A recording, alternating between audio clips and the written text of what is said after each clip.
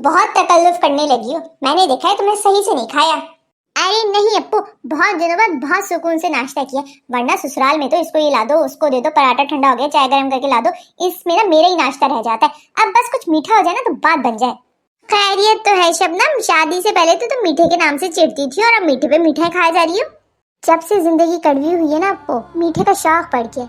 जिंदगी में इतने कोई कड़वे लोग शामिल हो गए हैं कि खुद की जबान की मिठास भी खत्म हो गई। मीठा खा खा के ही काम चलाती हूँ। दिल छोटा नहीं करते शबनम, वक्त के साथ सब सही हो जाता है।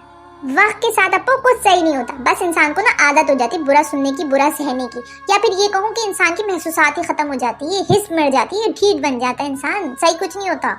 शबनम तुम कुछ ज्यादा नेगेटिव नहीं हो गई? जब से तुम्हारी शादी हुई है तुम्हारे अंदर तो नेगेटिविटी बढ़ती जा रही है। ये सीख रही हो तुम ससुराल में? ससुराल का तो पूछे ही मत अप्पू, ससुराल में रह के मैंने ये सीखा है कि बेटी में कोई ऐब नहीं होता और बहू में कोई खूबी नहीं होती। बेटी कभी झूठ नहीं बोलती और बहू कभी सच्ची नहीं होती। बेटी अगर कुछ बोल दे तो वो साफ गो और बहू अगर कुछ बोल दे तो वो जाहिल। बेटी अगर कुछ मांगे तो फरमाइश, बहू कुछ मांगे तो डिमांड। बेटी बीमार होती है, बहू तो बीमारी का नाटक करती है। बेटी की गलती गलती होती है और बहू की गलती तो गुनाह होता है, गुनाह।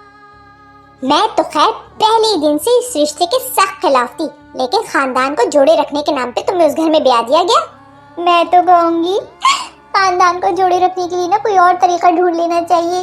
बेटियां ना तो एल्फी होती हैं और ना ही कुर्बानी का जानवर।